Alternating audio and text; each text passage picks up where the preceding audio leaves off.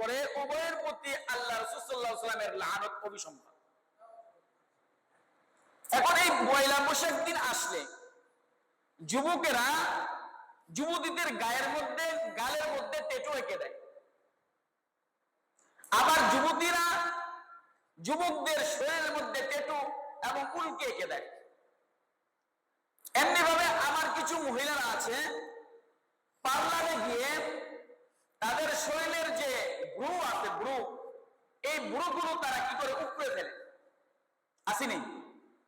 বাংলাদেশের মধ্যে যে পয়লা বৈশাখ আসছে তাদের রীতিনীতি থেকেই আসছে। আপনি দেখবেন আমার আপনার বাংলাদেশের মধ্যে কিছু রীতিনীতি আছে, যে রীতিনীতিগুলো পালন করে পয়লা বৈশাখের দিন। এই রীতিনীতিগুলো হলো হিন্দিয়ানি প্রথা, সনাতন ধর্মের থেকে আনা। যেরকম আমার দেশের মুসলমান সন্তানেরা, মুসলমান নারীরা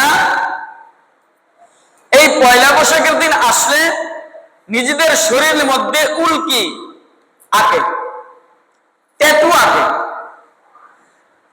তারপর তারা তার দেহের মধ্যে বিভিন্ন রকমের জীবজন্তুর মুখোশ পরে তারা মিছিল করে, গান বাজনা করে, নৃত্য করে, লাফালাফি করে, যেগুলা হলো হিন্দুয়ানি প্রথা।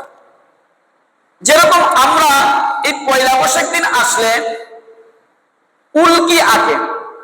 সহিহ বুখারী এবং মুসলিম শরীফের মধ্যে আসছেন যে রাসূল আকরাম সাল্লাল্লাহু আলাইহি ওয়াসাল্লাম বলতেছেন, লাআনা রাসূলুল্লাহ সাল্লাল্লাহু আলাইহি ওয়াসাল্লাম আল মুশাবাতি ওয়াল মুতাশাবিহাত সহিহুল বুখারী আও কামা ক্বালা আলাইহিস সালাতু ওয়াস সালাম। রাসূল আকরাম সাল্লাল্লাহু আলাইহি ওয়াসাল্লাম বলতেছেন, যারা নিজের টাকা খরচ করে তারা নিজেদের শরীরের অঙ্গ প্রত্যঙ্গের লোমগুলো কেটে ফেলে দিচ্ছে, অথচ এই কাজগুলো হলো হিন্দু এবং খ্রিস্টান ইহুদিদের কাজ।